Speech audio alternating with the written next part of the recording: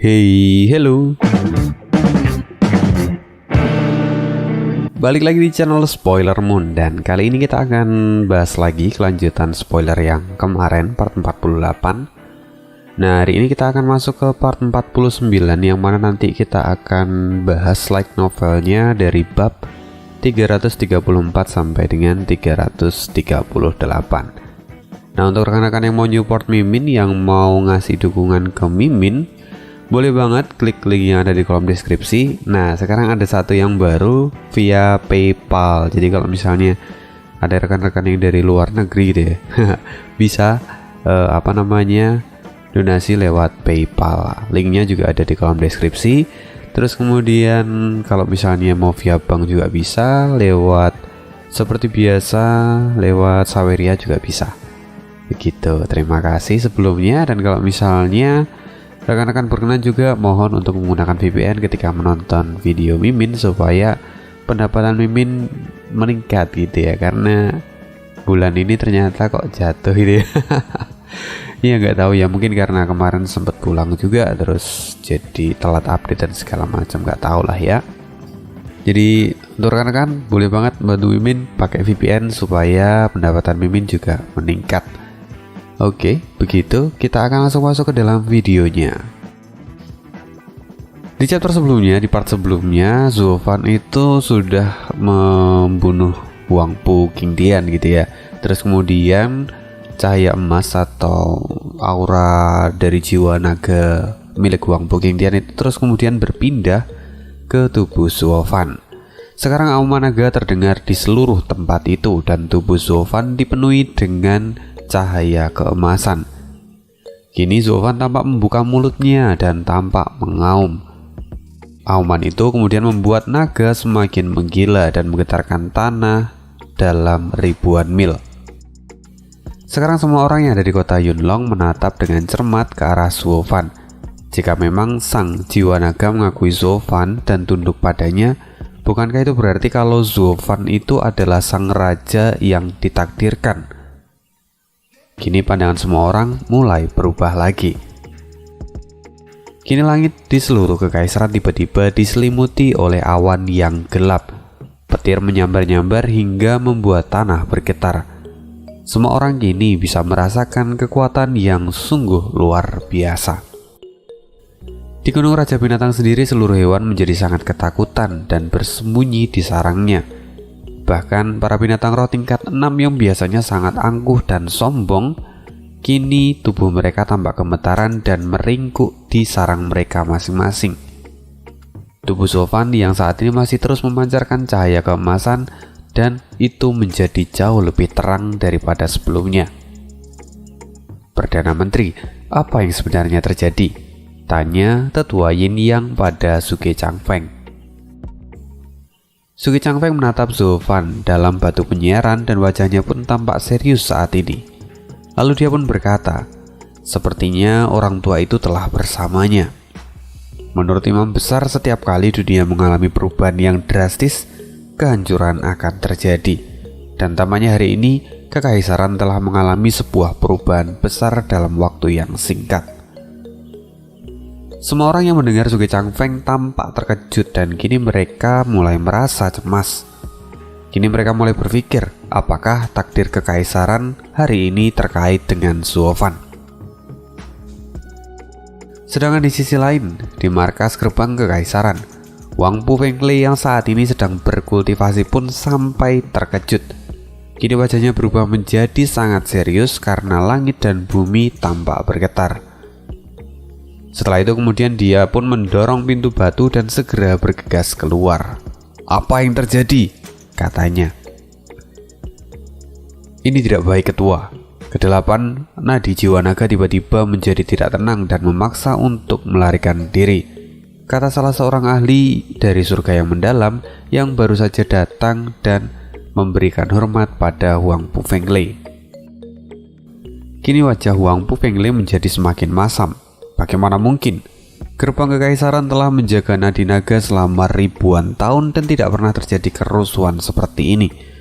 Kenapa hari ini jiwa naga bisa menyebabkan kerusuhan? Wang Pu Heng mengerutkan keningnya lalu segera berteriak, "Perintahkan semua penjaga gerbang untuk mengamankan segel penekan nadi naga. Semua tetua harus bergerak dengan cepat dan tidak boleh ada yang mundur. Hari ini akan menjadi bencana besar jika dibiarkan, dan begitu jiwa naga lolos, maka yang akan menderita kerusakan paling parah itu adalah gerbang kekaisaran." "Baik Tuan," jawab ahli itu, yang mana kemudian dia terburu-buru pergi untuk menyampaikan perintah ini. Wang Pu Feng sendiri tidak bisa berkata apa-apa lagi. Dia segera bergas ke tempat penyegelan nadi naga. Dan jauh di dalam hatinya dia masih bertanya-tanya, kenapa jiwa-jiwa naga hari ini bisa menjadi aktif dan memberontak seperti ini.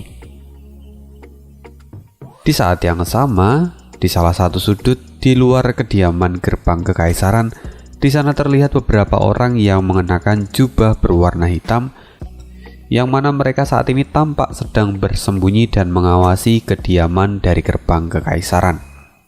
"Tetua Yan, gerbang kekaisaran saat ini dijaga dengan ketat. Lalu bagaimana cara kita untuk bisa masuk?" kata seorang wanita berjubah hitam. Dari suaranya jelas itu adalah Lei Yunting, yang mana dia adalah komandan dari divisi bayangan keluarga Luo. Tetua Yan yang sekarang juga mengenakan jubah hitam tampak menghela nafas. Dia juga tidak punya ide untuk bisa masuk ke dalam kediaman ini.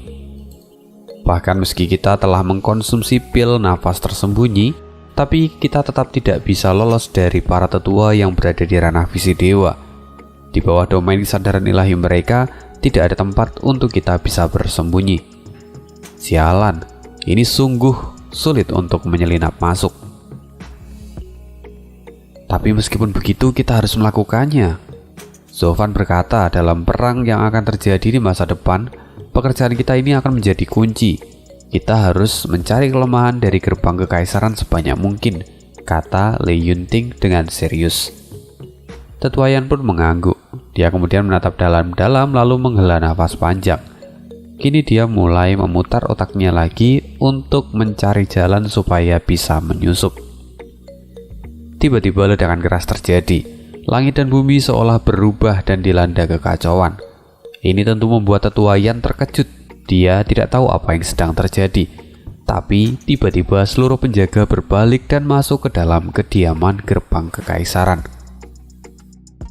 Melihat ini, Tetua Yan pun tertawa dan berseru, "Steward Zuo memang hebat. Di saat seperti ini bahkan dia bisa memberikan bantuan dan memberikan solusi untuk masalah yang kita hadapi. Sekarang semua penjaga telah pergi dari gerbang dan ini adalah saat untuk kita bisa masuk. Nona Lei, ayo pergi." Mendengar ini, Lei Yunting pun kemudian langsung menjawab, "Baik." Dia tampak sangat gembira dan segera memberikan komando pada pasukan bayangan miliknya. Lalu kemudian mereka pun bergegas masuk ke dalam kediaman gerbang kekaisaran. Di sisi lain di ibu kota kekaisaran, kaisar saat ini sedang meninjau pengingat dan informasi tentang perkembangan kekaisaran. Tiba-tiba petir menyambar dari langit yang gelap. Apa yang terjadi? Kekaisaran tidak pernah mengalami perubahan cuaca secepat ini dan semengerikan ini. Bahkan dalam ribuan tahun terakhir ini tidak pernah terjadi. Ada apa ini sebenarnya? Kaisar tampak mulai berpikir, lalu kemudian dia bergumam lagi. Sepertinya ini adalah sebuah pertanda buruk dan sesuatu yang besar mungkin akan segera terjadi. Sepertinya aku harus segera mengundang imam besar untuk datang kemari. Lapor. Sebuah suara terdengar sebelum kaisar memberikan perintah untuk mengundang imam besar. Laki-laki itu mendekat dan kemudian berjongkok dan memberikan hormat kepada kaisar. "Yang mulia, saya utusan dari imam besar. Beliau meminta saya untuk memberikan surat ini kepada Yang Mulia. Beliau juga mengatakan kalau kerisauan Yang Mulia saat ini semuanya akan terjawab setelah Anda membaca surat ini." Kelopak mata kaisar bergetar dan dia pun bergumam, "Sungguh orang tua ini adalah jelmaan dari dewa. Dia bahkan bisa memprediksi ini semua dengan begitu cepat. Cepat bawa kemari surat itu." "Baik," jawab laki-laki itu. Kemudian laki-laki itu pun mendekat dan memberikan surat yang ada di tangannya pada kaisar. Segera setelah itu kaisar mengambilnya lalu membuka surat itu. Dia membacanya dan wajahnya pun berubah menjadi serius karena ternyata isi dari surat itu seperti sebuah puisi, di mana kaisar sama sekali tidak bisa menangkap maksud yang ada di dalam tulisan tersebut. Ekor naga bumi mengibas dan dunia menjadi ketakutan. Naga dunia meredakan ketakutan, naga surga dan bumi saling bertaut. Lalu sungai, danau, dan lautan adalah raja. Apa maksudnya orang tua ini? Kata kaisar. Kenapa dia justru membuat permainan kata di situasi segenting ini? Kini wajah kaisar menjadi semakin masam. Tapi kemudian sekali lagi dia mencoba mengamati tulisan-tulisan itu dan mencoba mencernanya satu persatu. Sungai, danau, dan lautan akan menjadi raja. Mungkinkah akan ada raja yang baru di masa depan? Kata kaisar. Mata kaisar kini menajam, kekejaman lahir dari matanya. Tidak, aku tidak akan pernah membiarkan ini terjadi. Dunia yang telah dibangun oleh keluargaku tidak boleh dibagi dengan siapapun. Entah itu sungai, danau, ataupun laut. Semuanya adalah milik dari kekaisaran. Semuanya adalah milikku. Begitu kaisar mengatakan ini, tiba-tiba kilatan petir kembali jatuh dari langit. Kilatan dingin muncul di mata kaisar. Kini dia dipenuhi dengan ambisi. Dia sangat yakin bahwa jika itu adalah langit, maka langit pun tidak akan bisa menghentikannya. Oke, kita tinggalkan kaisar, kita akan kembali ke Gunung Raja Binatang. Di sana Zulfan tampak menatap langit dan terus-menerus berteriak selama 9 hari 9 malam. Sebelum akhirnya dia pun berhenti. Zulfan berhenti dan seketika itu juga awan petir dan semuanya itu menghilang seketika. Kekacauan yang terjadi sebelumnya itu seolah-olah hanyalah sebuah kebohongan belaka begitu Zulfan berhenti berteriak. Kini semua orang melihat ini menjadi sangat kagum dan terus mengamati Zulfan. Mereka sadar bahwa ternyata semua perubahan yang terjadi di kekaisaran itu benar-benar terhubung pada Zulfan.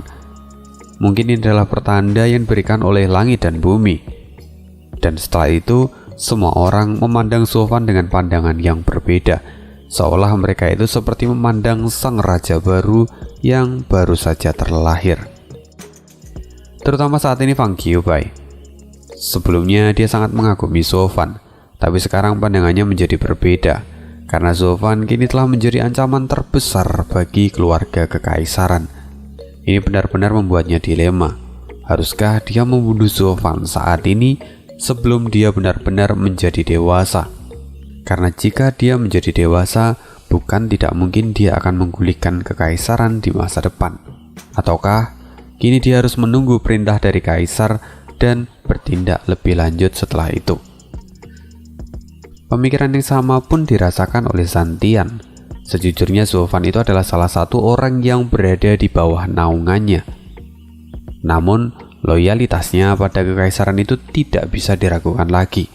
Keadaan ini benar-benar membuatnya jatuh dalam dilema. Kedua orang ini saling pandang satu sama lain, kemudian hanya bisa menghela nafas tanpa daya. Kini Leng Wuchang tampak malu karena semua rencananya ternyata telah digagalkan oleh Zulfan. Dia kemudian menghadap Huang Pu Tianyuan lalu berkata, "Patriark, begitu anak itu nanti kembali, Anda harus segera bertindak.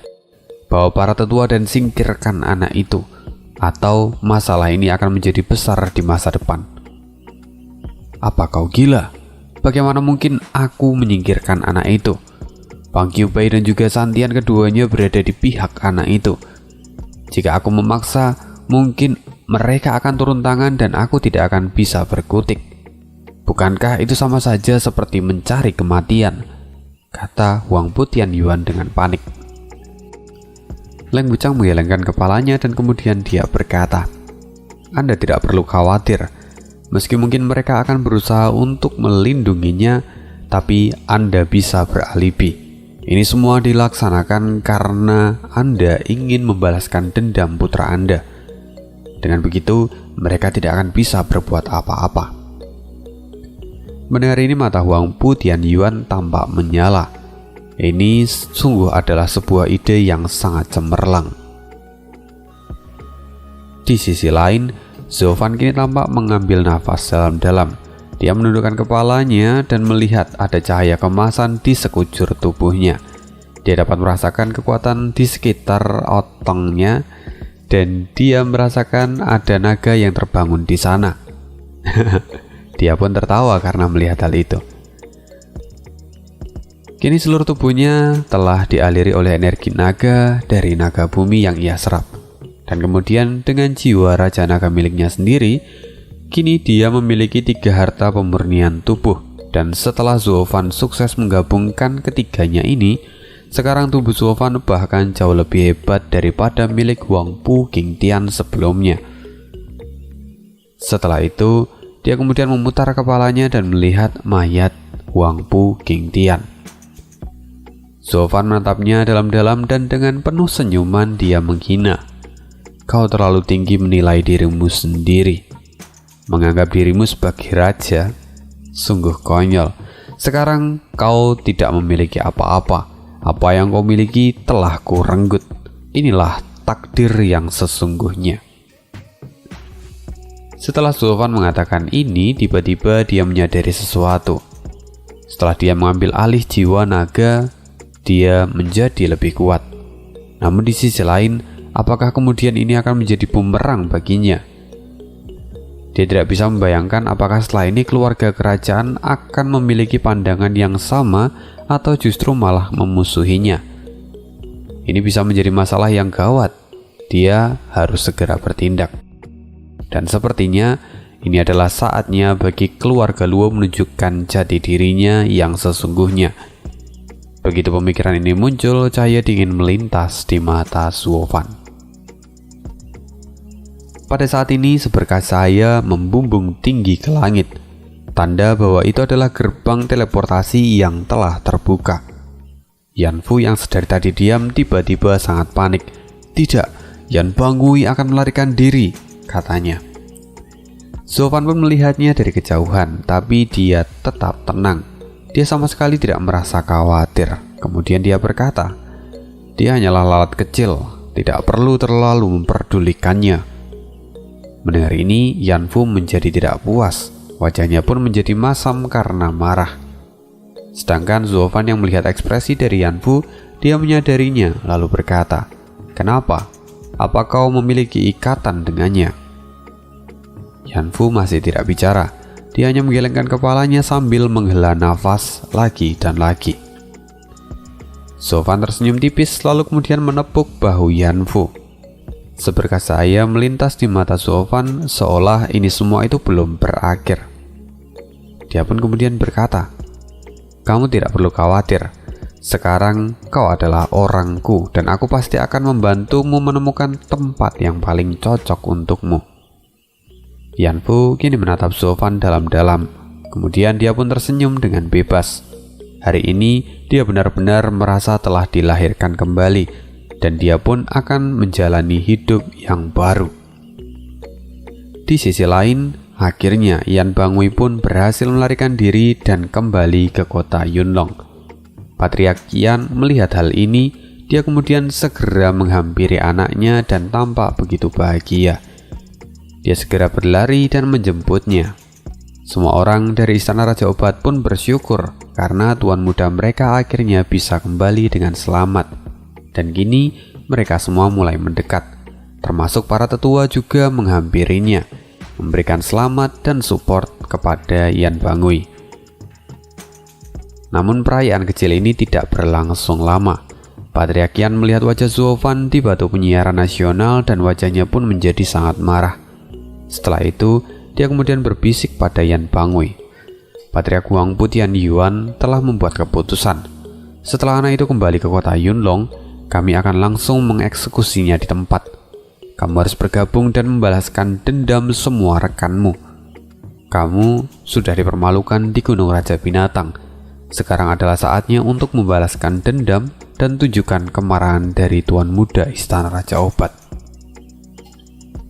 Yan Bangui pun kemudian menoleh dan melihat ke arah Zovan. Di sana hatinya langsung bergetar dan menjadi sangat ketakutan. Dia akhirnya berhasil melarikan diri dari monster itu. Jadi bagaimana mungkin dia mau menentangnya sekali lagi? Ini sungguh menakutkan, pikirnya. Melihat hal ini, Patria Kian kemudian berbisik lagi. Kamu tidak perlu mengkhawatirkan hal-hal yang tidak berguna. Semua akan kami urus dan kamu hanya perlu memenggal kepala dari Suofan. Yan Bangui masih tampak ragu-ragu, tapi kemudian dia menganggukkan kepalanya. Melihat hal ini, Patria Kian bersorak. Bagus, ini baru yang namanya murid dari Istana Raja Obat. Kini semua orang kembali menatap ke arah batu penyiaran. Di sana Suofan masih berdiri di depan gerbang formasi api dan tak kunjung kembali ke kota Yunlong. Semua orang menjadi kebingungan sampai akhirnya Suofan kembali membuka mulutnya dan berkata, "Sepertinya waktunya sudah hampir habis." Mendengar ini semua orang menjadi bingung. Namun sebenarnya apa yang dimaksud oleh Suofan ini? Yan Fu sendiri yang ada di sampingnya menatap Suofan dengan tatapan yang aneh. Waktu apa sebenarnya yang Steward Zhuo katakan ini? Suofan tersenyum, kemudian dia mengangkat tangannya ke langit. "Steward Zhuo, apa yang Anda lakukan?" kata Yan Fu dengan bingung. "Ini adalah sambutan untukmu. Bukankah kau tidak mau melepaskan Yan Bangui begitu saja? Maka sebagai hadiah, karena kau sudah melakukan semua tugasmu dengan baik, aku akan memenuhi keinginanmu." Setelah mengatakan itu, Suofan pun mengangkat 5 jarinya dan satu persatu mulai turun seperti hitungan mundur. 5, 4, 3. Semua orang menjadi bingung. Bahkan Yan Fu sampai menggaruk kepalanya dan menatap Suofan dengan aneh. 2. Trik aneh apa lagi yang mau dilakukan oleh anak itu? Kenapa dia tidak segera kembali? Kata Patria Kian. Mereka semua saling memandang satu sama lain dengan kebingungan. Hanya Leng Wuchang yang sedikit memahami keanehan ini. Dia segera menoleh ke kanan dan ke kiri dan mencari keanehan yang mungkin ada di sana. Akhirnya dia melihat ke satu titik dan kemudian dia segera berteriak, "Patria Kian, cepat menjauh dari putramu." "Apa?" Patria Kian terkejut dan masih belum bisa menangkap maksud dari Leng Wuchang. 1. Hitungan mundur telah habis. Tangan Suofan mengepal dan boom. Ledakan yang memekakkan telinga berasal dari tubuh Yan Bangui. Banyak tetua yang berada di sisinya tidak bisa menyadarinya sama sekali dan akhirnya ditelan oleh ledakan ini. Gelombang kejut mengembaskan semua orang yang ada di sana. Bagaimana tidak? Itu seperti teknik peledakan diri. Sedangkan Yan Bangui sendiri sudah berada di ranah visi dewa. Ini sudah cukup untuk membunuh para tetua yang kuat sekalipun. Bahkan ratusan orang yang terafiliasi dengan Istana Raja Obat pun sampai tersapu bersih. Ratusan orang mati di tempat dan sisanya terluka parah. Ini adalah sebuah tragedi yang sama sekali tidak bisa diprediksi sebelumnya. Bahkan Istana Raja Obat kehilangan 8 dari 9 tetuanya. Sedangkan Patriark Yan masih bisa selamat karena ada beberapa orang yang dengan sigap melindunginya. Namun saat dia melihat ledakan ini, dia menjadi sangat marah. Dia segera bangun dan menjauh dari sana. Karena ledakan dari Yan Bangui itu juga memiliki cairan beracun yang bersifat korosif. Semua orang yang berada di sana pun mulai menjaga jarak dan menjadi ketakutan. Tapi mereka juga kebingungan. Kenapa Yan Bangui ini sampai meledakkan dirinya sendiri, dan ini benar-benar tidak masuk akal, tidak bisa dilogika oleh mereka, sampai terdengar sebuah tawa yang mengerikan. Semua orang yang ada di sana pun kemudian memalingkan wajahnya dan melihat ke arah batu penyiaran. Itu adalah Suofan yang saat ini tertawa sambil memegangi wajahnya. Dia tertawa seperti orang gila. Semua orang menjadi bingung. Tapi Yan Fu justru semakin curiga. "Steward Zhuo, ada apa denganmu?" Suofan pun menjawab, Tidak apa-apa. Aku hanya menertawakan para idiot itu. Kasihan sekali. Mereka benar-benar berpikir kalau aku akan memberikan kesempatan untuk mereka bebas." Yan Fu mengedipkan matanya dan tampak bingung. Suofan kemudian menatap Yan Fu lalu berkata, "Sejak mereka menelan ulat sutradaraku, itu adalah kematian bagi mereka. Aku sudah memberikan perintah pada ulat sutradara. Kalau keempat orang ini sampai berani melarikan diri dari Gunung Raja Binatang, maka itu akan mengaktifkan penghancuran diri dalam waktu 10 menit. Kasihan sekali, mereka selalu mencari kunci dengan putus asa agar bisa melarikan diri. Tapi sayangnya, sejak permainan ini dimulai, akulah pemenangnya, kata Zhuofan yang kemudian tertawa dengan keras. Yanfu sungguh terkejut dengan metode Zhuofan. Siapa yang menyangka kalau Yan Bangui ternyata adalah pengantin yang membawa bom bunuh diri. Ini adalah metode yang sangat kejam. Bahkan untuk orang yang sudah mengkhianati istana Raja Obat pun, Yanfu sampai merasa bersimpati pada mereka. Di sini Yanfu seharusnya merasa senang karena orang yang paling menjengkelkan baginya mati. Namun kematian ini ternyata juga menjadi pukulan telak untuk istana Raja Obat yang merupakan kampung halaman Yanfu. Perasaannya kini campur aduk, senang, kasihan, sedih, takut, semuanya menjadi satu. Dan kini Zhuofan adalah sosok iblis yang tidak memiliki hati. Dia siap melakukan apapun untuk apa yang menjadi tujuannya. Dia siap untuk menyingkirkan semua orang yang membuatnya marah. Kini Yanfu mulai berpikir dan menyetujui kata-kata dari Zhuofan sebelumnya. Lebih baik menyinggung Raja Yama daripada menyinggung Steward Zuo. Menyinggung Raja Yama adalah masalah besar, tetapi menyinggung Steward Zuo itu sama saja mencari kematian dan kehancuran. Kini bahkan Leng Wuchang sendiri wajahnya tampak mengencang karena dia terlambat menyadari rencana Zhuofan. Kini Zhuofan adalah sosok yang bahkan mungkin melebihi Changfeng dan menjadi musuh terbesarnya. Baiklah, ayo kembali, kata Zhuofan sambil mengajak Yanfu. Yanfu pun mengangguk dan segera mengikutinya. Kedua sosok itu kemudian masuk ke dalam cahaya merah dan kembali ke kota Yunlong. Semua orang di sana memandang Zhuofan dan dengan penuh rasa takut. Hanya Yuncang dan yang lainnya yang merasa bahagia ketika melihat kedatangan dari Zhuofan. Mereka bersiap untuk menghampiri Zhuofan, namun beberapa sosok melesat dan jatuh tepat di depan Zhuofan. Semuanya terkejut dan mundur kembali ke posisinya. 4 orang berdiri tegap di depan Zhuofan. Mereka adalah para ahli di tahap puncak surga yang mendalam. Dan salah satu di antara mereka itu adalah Huangpu Tianyuan. Kini Fang Qiubai sendiri terkejut saat melihat ini dan berniat untuk melerai mereka. Namun tiba-tiba dia berhenti setelah dia meninjau ulang situasinya. Kini dia hanya menatap dari kejauhan dan tidak berniat untuk mendekat ataupun membantu Zhuofan. Santian sendiri juga memiliki pemikiran yang sama. Saat ini Zhuofan adalah ancaman bagi keluarga kekaisaran, jadi dia tidak bisa membelanya. Kini dia hanya harus melihat apakah Zhuofan itu mampu bertahan atau tidak. Yuncang dan Juju tampak cemas setelah melihat hal ini. Mereka ingin membantu, tapi itu tidak mungkin. Mereka tidak akan cukup kuat untuk menjaga Zhuofan. Justru mungkin mereka malah menjadi beban bagi Zhuofan. Zhuofan, beraninya kau membunuh putraku. Sekarang kau harus menebus semuanya dengan nyawamu, teriak Huangpu Tianyuan sambil melepaskan pukulan ke arah Zhuofan. 3 tetua lainnya pun tidak tinggal diam. Lalu mereka juga melepaskan serangannya pada Zhuofan. Saat ini Zhuofan sedang terluka parah, dikepung oleh 4 ahli di tahap puncak surga yang mendalam. Itu sama saja dengan kematian.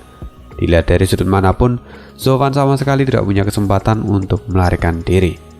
Namun Zhuofan tetap terlihat santai dan kemudian dengan senyuman dinginnya dia berkata, "Maafkan saya, jika Anda ingin membalaskan dendam Huangpu Qingdian dan lainnya, saya khawatir Anda tidak akan bisa melakukannya hari ini." Saat Zhuofan selesai mengatakan itu, tiba-tiba ledakan terjadi di hadapan Zhuofan dan membuat keempat orang ini terlempar ke belakang. Pukulan mereka pun semuanya dibatalkan. Perlahan sosok hitam mulai keluar dari kepulan asap dan menunjukkan jati dirinya. Huangpu Tianyuan sendiri menjadi sangat marah dan kemudian berteriak, "Siapa kau? Beraninya kau mengganggu urusan dari gerbang kekaisaran?" Fang Qiubai dan Santian pun tampak terkejut dan penasaran siapa sebenarnya orang yang datang membantu Zhuofan. Zhuofan sendiri tersenyum, kemudian dengan santai dia berkata, "Tetua Li, sudah lama sekali tidak bertemu." Mendengar ini, Wang Pu Tianyuan menyipitkan matanya dan kemudian dia mengenali orang itu. "Apa? Sang pengacau Li Jintian?" teriak salah seorang tetua dari gerbang kekaisaran. Mereka semua tampak sangat kaget. Kemudian salah seorang tetua kembali berteriak, "Li Tua, kenapa kau mengganggu kami? Bukankah kau adalah tamu dari keluarga kami? Kenapa kau justru melindungi anak ini setelah kau menghilang untuk waktu yang lama? Dia adalah musuh terbesar dari keluarga kita." "Tetua Li," sebuah suara manis terdengar di telinga semua orang. Itu adalah suara Yun Chang. Mendengar ini semua orang terkejut. "Tetua, apakah ini artinya Li Jingtian sang pengacau sudah menjadi bagian dari keluarga Luo?" Semua orang mulai bertanya-tanya. Kemudian Yun Chang kembali berkata, "Untunglah kamu datang tepat waktu. Kalau tidak aku takut akan terjadi sesuatu pada Steward Zuo." Wajah Yun Chang pun memerah setelah mengatakan itu. Li Jingtian sendiri tampak tersenyum, kemudian dia berkata, "Nona tidak perlu khawatir. Semua ini adalah rencana yang sudah disusun oleh Steward Zuo. Jadi semuanya akan baik-baik saja mulai dari sekarang." Ini semua praduga yang diberikan oleh orang-orang mulai terjawab. Ternyata sang Li Jingtian ini kini telah menjadi anggota dari keluarga Luo. Ini memang sulit dipercaya, namun ini sungguh terjadi. Keluarga kelas 3 yang baru saja menunjukkan taringnya ternyata adalah sosok singa yang luar biasa kuat. Dengan kekuatan ini, sebenarnya keluarga Luo itu sudah bisa dikatakan setara dengan ketujuh pilar. Ini sungguh luar biasa. Zuo Fan yang merupakan sosok tidak terkenal bertahun-tahun lalu, ternyata dia kini adalah otak yang kemudian menarik berbagai kekuatan hingga menjadikan keluarga Luo sebesar ini. Kini semua orang menjadi semakin mengagumi Zuo Fan lagi dan lagi. Long Yifei dan yang lainnya kini hanya bisa tertawa sambil menggelengkan kepala mereka. Ini sungguh luar biasa. Zuo Fan adalah aset yang sangat berharga. "Li Tua, apa maksudmu? Bahkan kau kini bersekutu dengan anak bau bawang itu. Apa kau mengabaikan kami yang telah memberikan begitu banyak kepadamu? Sekarang menyingkirlah. Ingatlah akan apa yang sudah kami berikan. Biarkan kami mengeksekusi anak itu," teriak Wang Pu Tianyuan. Mendengar ini, tetua Li tertawa dan kemudian dia berkata dengan ringan, "Patriark Wang Pu, kebaikan Anda memang luar biasa besar. Namun saat ini keluargaku sedang dalam masalah. Maka Anda tidak boleh melewati batas. Aku tidak akan membiarkan Anda menyentuh walau hanya sehelai rambut saja." Wang Pu Tianyuan memandang Li Jingtian dengan tatapan aneh dan dia sungguh kehabisan kata-kata.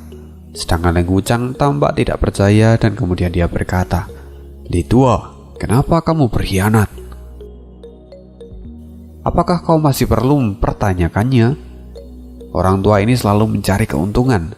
Siapapun yang menawarkan keuntungan yang paling besar, maka orang tua ini akan mengikutinya meski harus pergi ke neraka. Dan kenapa aku bergabung dengan keluarga Luo? Bukankah itu sudah jelas? Itu karena keluarga Luo telah memberikan apa yang tidak bisa diberikan oleh gerbang kekaisaran padaku," kata tetua Li sambil tersenyum santai. Begitu pernyataan ini keluar, semua orang kembali gempar. Bagaimana bisa keluarga Luo memberikan sesuatu yang tidak bisa diberikan oleh gerbang kekaisaran? Mereka hanyalah keluarga kelas 3. Memangnya apa yang mereka miliki? Long Jiu hanya bisa menggelengkan kepalanya sambil menghela nafas panjang. Dia sudah menebak bahwa Zuo Fan adalah sosok yang sangat besar, meski dia tidak tahu apa yang dimiliki oleh Zuo Fan. Dan hari ini dia benar-benar menunjukkannya. Perubahan kekuatan yang dialami oleh Li Jingtian yang dulunya hanyalah berada di tahap 5 surga yang mendalam, kini dia sudah mencapai titik yang jauh lebih tinggi lagi. Ini hanyalah sesuatu yang ia dapatkan setelah bergabung dengan keluarga Luo. Tetua Li kemudian berbalik dan menatap Zuo Fan. Dia sungguh terkejut ketika melihat tangan Zuo Fan yang telah hilang. Dia merasa sangat gagal dan ada rasa sakit di dadanya. Kini kemarahan Tetua Li pun memuncak. Dia segera berkata pada Zuo Fan, "Steward Zuo, tolong berikan perintahmu." Zuo Fan tersenyum dan kemudian dia berkata, Hari ini tidak ada satupun orang dari gerbang kekaisaran yang boleh meninggalkan tempat ini. Kata-kata Zuofan ini sangat jelas dan semua orang bisa mendengarnya. Tentunya ini membuat semua orang menjadi gempar. Semua orang mulai berpikir bahwa orang ini bodoh. Bagaimana mungkin seorang Li Jingtian yang dulunya adalah pemuja gerbang kekaisaran mau melakukan itu semua? Itu tidak mungkin terjadi. Tapi semua tidak tahu apa yang telah terjadi pada Tetua Li dan apa yang telah ia alami, apa yang ia dapatkan dari keluarga Luo. Baginya saat ini keluarga Luo adalah keluarga dan Zuofan adalah tuannya. Jika itu adalah perintah dari Zuofan, bahkan meski dia harus mempertaruhkan nyawanya pun dia tidak akan pernah gentar. Cahaya dingin melintas di mata Tetua Li dan kemudian dia berbalik menatap Wang Pu Qingdian serta para tetua yang lainnya. Hawa membunuh yang sungguh mencekam keluar dari belakang punggungnya. Dan ini membuat semua orang terpana dan kehabisan kata-kata. Ini sungguh gila dan tidak bisa dipercaya. Kini semua orang sadar bahwa tempat ini akan menjadi medan perang. Jadi mereka harus bergegas pergi dan kabur dari tempat itu. Semuanya tampak panik, seperti semut yang kebingungan saat sarangnya ditelan oleh banjir. Long Yifei dan yang lainnya sesungguhnya ingin menghentikan Zuofan dan Tetua Li. Namun melihat ketegasan di mata Zuofan dan juga Tetua Li, itu membuat mereka mengurungkan niatnya. Kini yang bisa mereka lakukan adalah segera mengevakuasi semua anggota keluarganya supaya terhindar dari bencana. Di sisi lain, Tetua Li mulai berjalan dan di setiap langkahnya itu langsung meretakkan tanah. Pandangan matanya menjadi tajam dan dia pun menerjang ke arah Wang Pu Tianyuan. Tekanan yang luar biasa dari Tetua Li itu membuat Wang Pu Tianyuan serta 30 tetua lainnya yang berada di ranah surga yang mendalam itu stagnan dan tidak mampu bergerak. Kini mereka menyadari bahwa basic kultivasi mereka itu dengan Tetua Li sangat terpaut jauh. Kini mereka tidak lebih dari sekedar semut di mata Tetua Li. Saat Tetua Li hampir menabrak rombongan dari Wang Pu Tianyuan dan lainnya, tiba-tiba sosok putih melesat ke bawah dan menghalangi pukulan dari Tetua Li. Dentuman yang keras terjadi di sana. Gelombang supersonik pecah dan membuat semua orang menutup telinga mereka. Bahkan sosok sekuat Long Yifei dan juga yang lainnya pun sampai menutup telinganya. Itu semua karena kekuatan dari gelombang ini. Setelah benturan ini terjadi, baik Li Jingtian dan sosok putih itu pun mundur 5 langkah. Kini semua orang bisa melihat sosok putih itu ternyata adalah sang dewa pedang Fang Qiubai. Fang Qiubai tampak mengepalkan tangannya dan merasakan kebal setelah berbenturan dengan serangan dari Tetua Li. Dia tersenyum dan kemudian berkata, "Aku tidak menyangka bahwa sang penghancur Li Jingtian menjadi sekuat ini. Reputasimu ternyata tidak dilebih-lebihkan." Tetua Li pun tertawa.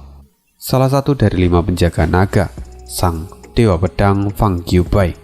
"Saya sungguh sangat mengagumi Anda. Saya sangat senang bahwa akhirnya saya bisa saling bertukar pukulan dengan Anda. Ini adalah sebuah kehormatan bagi saya. Sekarang karena Anda sudah menghalangi saya, maka saya punya alasan untuk melawan Anda." Senyuman yang mengerikan muncul di wajah Tetua Li. Ya, pada dasarnya Tetua Li ini memang adalah salah satu penggila pertarungan. Jadi, saat bertemu dengan lawan yang lebih kuat, dia pun menjadi jauh lebih bersemangat. Melihat hal ini, Fang Qiubai pun terkejut dan buru-buru melambaikan tangannya. "Saudara Li, saya tidak bermaksud menjadikan Anda sebagai musuh. Tetapi saat ini saya adalah penjaga ketertiban di kota Yunlong. Jadi jika ada yang ingin menyerang gerbang kekaisaran, maka saya harus menghentikannya. Mohon mengertilah akan hal ini. Saya tidak ingin menimbulkan masalah di antara kita. Lagi pula, berhenti di sini bukankah akan menjadi sebuah keuntungan bagi kedua belah pihak? Karena tidak ada pihak yang dirugikan lagi." Tetua Li mendengar ini dan mengerti dengan apa yang dimaksud oleh Fang Qiubai. Tapi itu semua bukan dia yang memutuskan.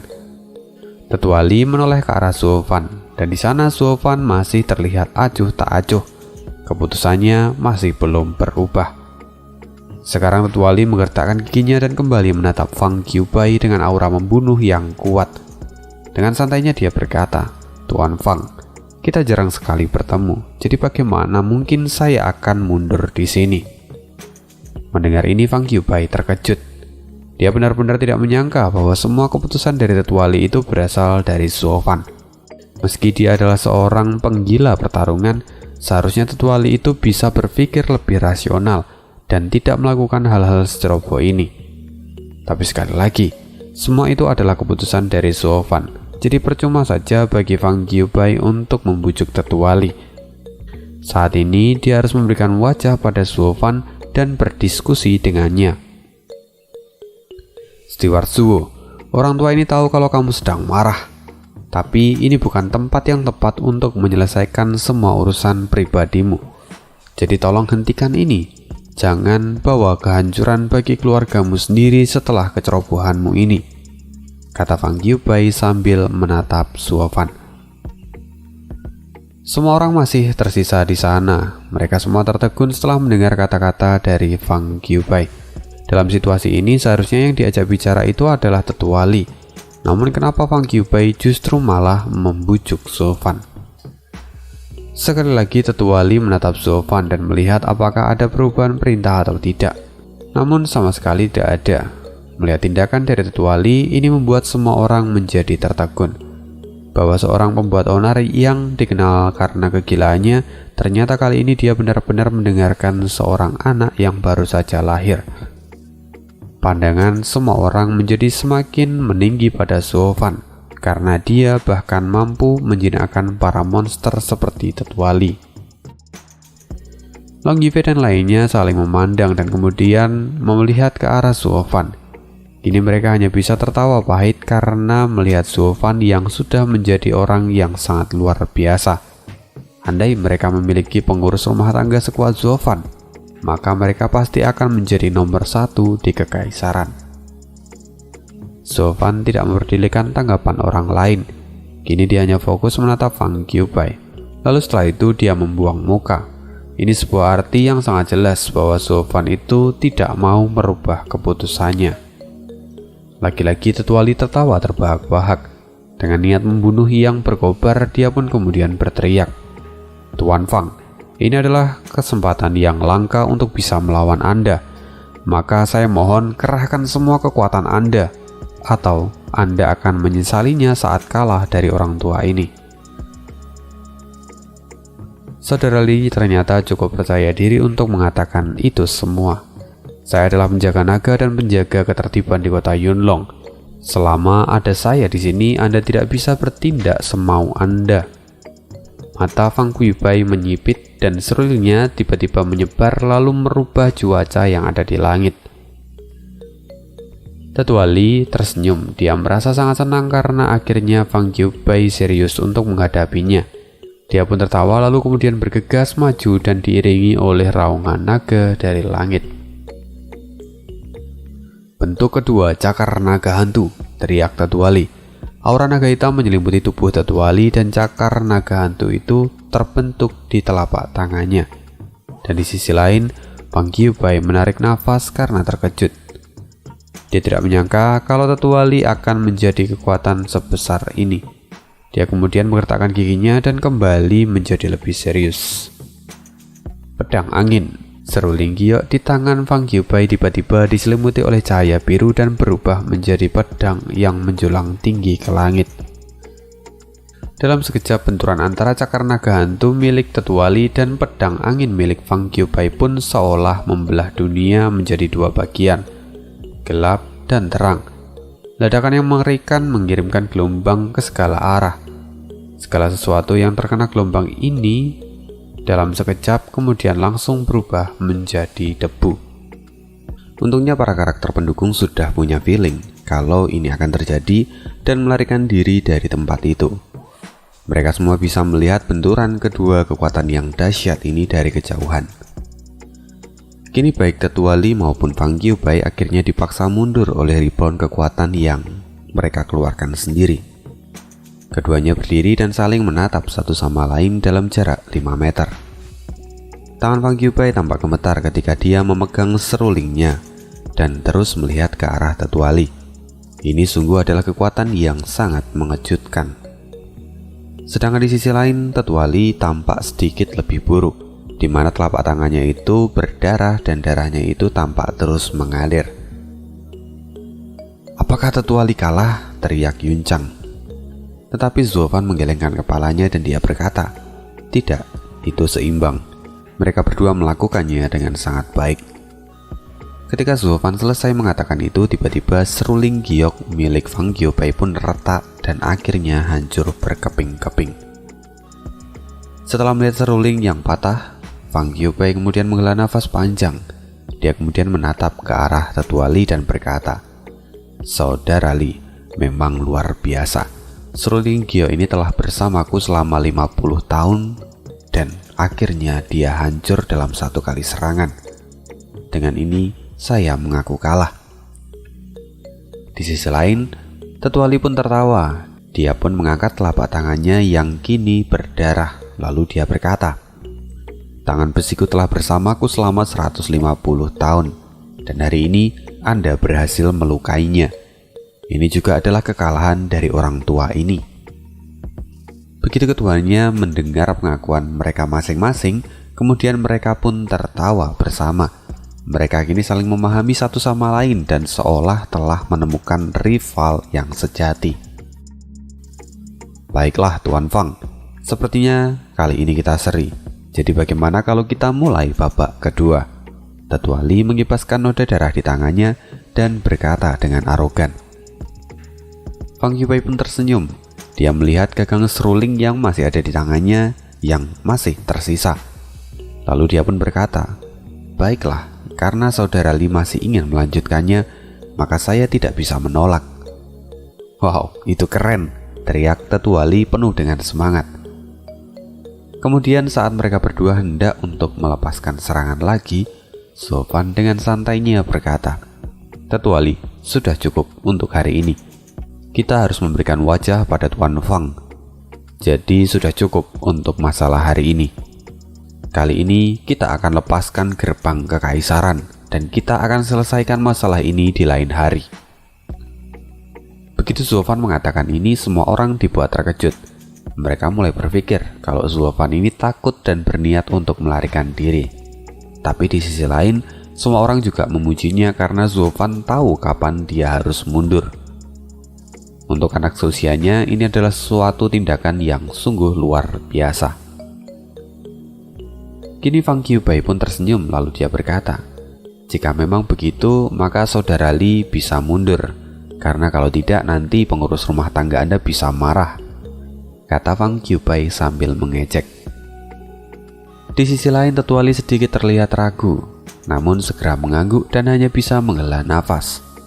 Jika memang itu yang diinginkan oleh Steward Zuo, maka orang tua ini pun akan mundur. Maka sampai jumpa lagi di lain hari, Tuan Fang. Setelah mengatakan itu, Tetua Li pun mengepalkan tangannya dan kemudian turun menghampiri Zuo Fan. Melihat ini, Fang Qiubai benar-benar terpana. Dia terkejut karena Tetua Li itu benar-benar mengikuti perintah dari Zuo Fan tanpa melawan sedikit pun. Padahal sebenarnya dia itu sengaja untuk memanas-manasi Tetua Li supaya dia itu berubah pikiran dan menyerangnya lagi. Tapi ternyata Tetua Li begitu patuh dan setia pada Zuo Fan. Sungguh sulit dipercaya, orang segila dan sekuat Tetua Li ternyata mau mengikuti semua perintah Zuo Fan yang umurnya baru seumur jagung tanpa bantahan sedikit pun. Dengan begini, Zuo Fan mengukuhkan posisinya untuk menjadi raja yang jauh lebih kuat daripada Huang Pu Qingdian. Dia adalah ancaman sesungguhnya bagi keluarga kekaisaran di masa depan. Mata Fang Qiubai pun kini menajam setelah memikirkan semua ini. "Tuan Fang," tiba-tiba Zuo Fan memberikan isyarat pada Fang Qiubai. Dia tersenyum tipis lalu berkata, "Anda baru saja menghentikan keterampilan tubuh Tetua Li yang sangat cepat. Anda memang benar-benar layak disebut sebagai penjaga naga yang melindungi kota Yunlong. Sepertinya Kaisar benar-benar sudah tepat dalam menunjuk orang. Mendengar ini Fang Qiubai memerah. Dia tahu bahwa itu sebenarnya adalah sindiran yang Zuo Fan tujukan padanya. Sebelumnya saat Wang Pu Tianyuan dan tetua dari gerbang kekaisaran berniat membunuh Zuo Fan, dia bahkan tidak bergerak. Sedangkan saat tetua Li mengarahkan serangannya pada gerbang kekaisaran, Fang Qiubai dengan sigap menghentikannya. Menjaga ketertiban, itu semua hanyalah omong kosong. Fang Qiubai hanya bertindak untuk keluarga kekaisaran. Dia memilih apa yang menguntungkan dan tidak menguntungkan terlebih dahulu sebelum bertindak. Artinya tidak ada keadilan di tangan Fang Qiubai. Dan sejak saat ini, secara tidak langsung Zuo Fan telah meletakkan Fang Qiubai di jajaran musuh yang harus dibasmi. Mata Fang Qiubai menajam. Dia menilai bahwa Zuo Fan itu benar-benar luar biasa. Dia sengaja meminta tetua Li untuk menyerang Wang Pu Tianyuan hanya untuk menguji apakah Fang Qiubai akan mengambil tindakan atau tidak. Kini, Fang Qiubai hanya bisa menarik nafas dalam-dalam dan mendesah tak berdaya. Setelah itu, Zuo Fan berjalan untuk kembali ke podium. Dia menuju ke tempat keluarga Luo. Tetua Li pun mengikutinya dari belakang. Namun sebelum sampai podium, Zuo Fan berhenti dan menoleh lagi. "Tuan Leng, kali ini aku akui kekalahanku.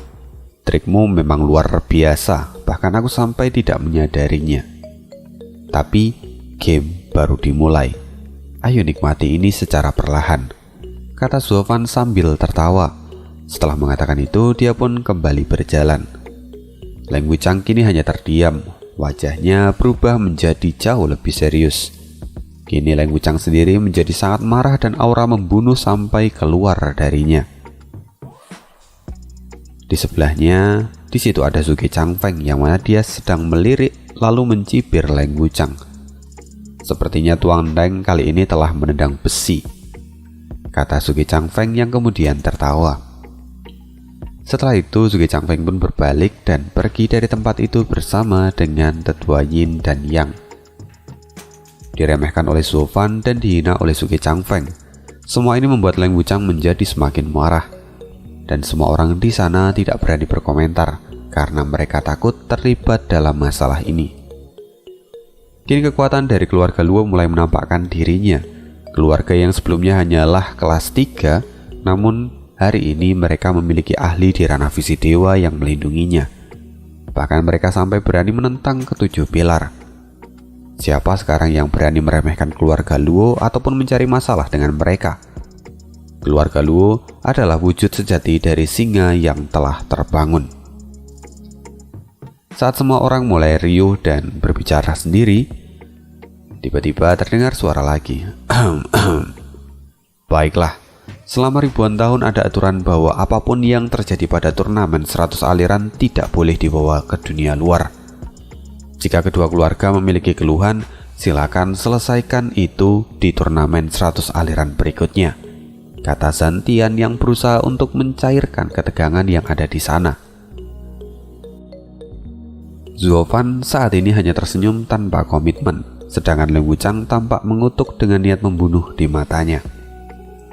Jelas sekali bahwa kedua pihak ini tidak setuju dengan kata-kata dari Zantian, tetapi hanya karena mereka saat ini memberikan wajah pada Zantian, jadi mereka tidak berani membantahnya.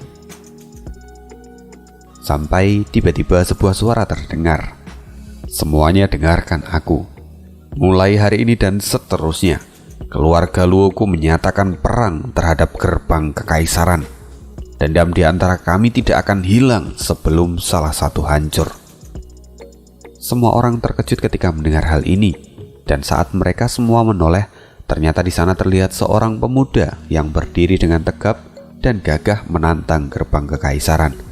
Dia adalah putra kelima dari Zantian dan sang bungsu Macan Tianyu, Luo Yunhai. Long Yifei dan lainnya pun menoleh dan merasa keheranan dengan pernyataan ini. Ini sungguh sembrono. Kenapa keluarga Luo malah menyatakan perang?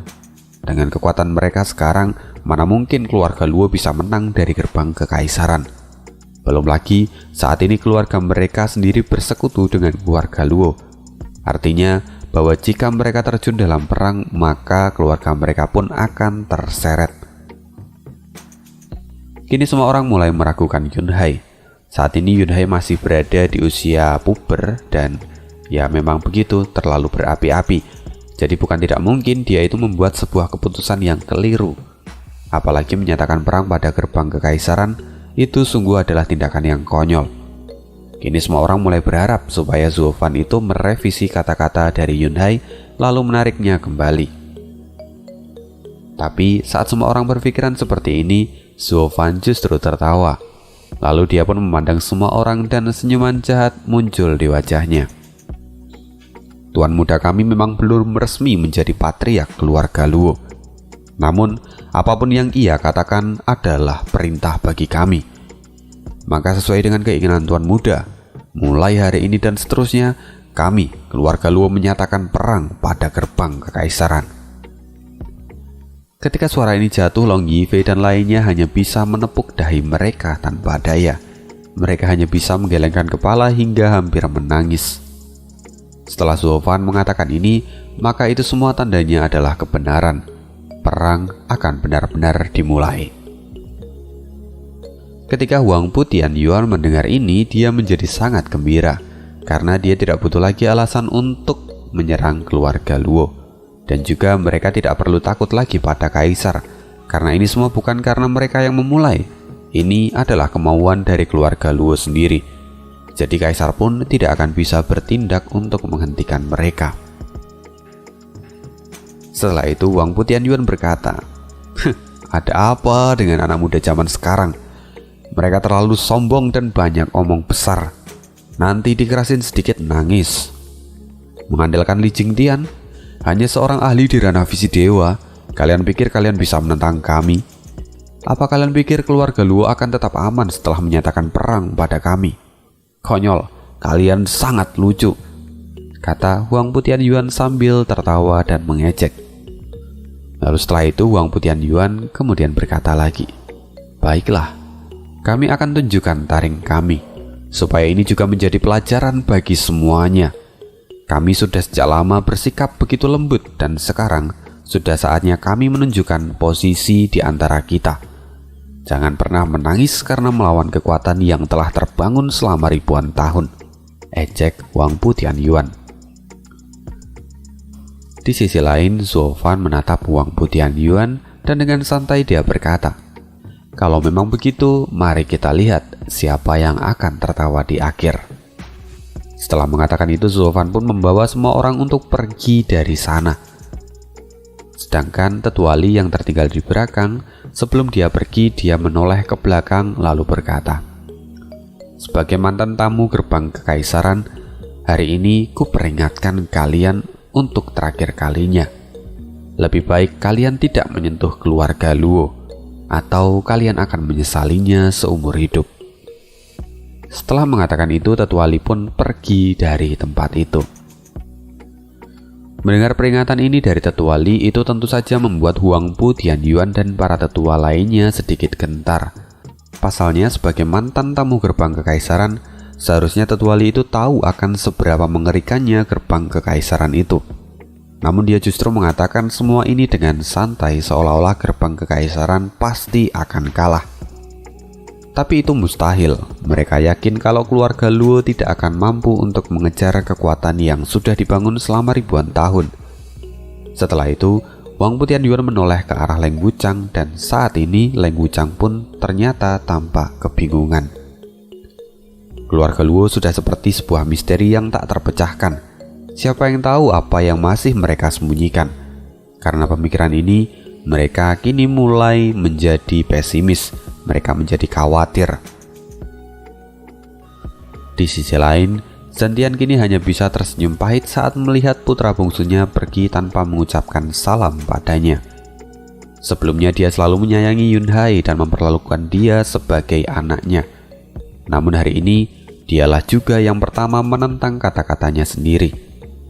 Ini sudah seperti pemberontakan anak kepada orang tuanya.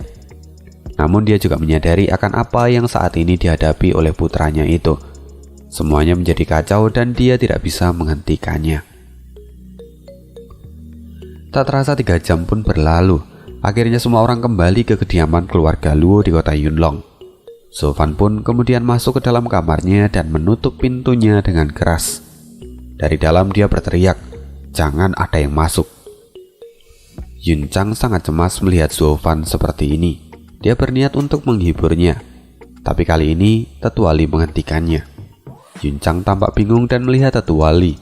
Namun Tetua Li samar-samar berkata, "Nona, terkadang seorang pria itu butuh waktu sendiri. Tolong jangan ganggu dia." Yun Chang tampak gemetar dan sedih. Dia menggigit bibirnya dan akhirnya berbalik. Tapi sebelum Yun Chang pergi, di sana tiba-tiba terdengar teriakan dari Sofan. Sofan menangis sejadi-jadinya saat ini. Mendengar ini, Yun Chang berhenti dan berbalik lalu menunggunya di depan pintu tanpa bergerak sedikit pun. Dia tahu bahwa Sofan adalah orang yang paling kehilangan Ning Er. Dia sudah menahan semuanya selama ini dan baru sekarang dia bisa melepaskan semuanya. Ini sungguh menyedihkan, pikir Yun Chang. Saat Yun Chang memikirkannya lagi, hatinya menjadi terasa sakit. Dan kini dia hanya bisa berdiri di sana dan tidak melakukan apapun. Oke, sekalian. Oke, sekian dulu spoileran hari ini. Thank you banget untuk atensinya, perhatian kalian semua. Terima kasih sudah mendengarkan sampai akhir. Kalau misalnya ada yang mau join untuk nyawer Mimin, boleh banget. Sekarang bisa juga lewat PayPal. Semua linknya ada di kolom deskripsi dan gue ucapin terima kasih banget untuk kalian semua. See you again di next video dan bye.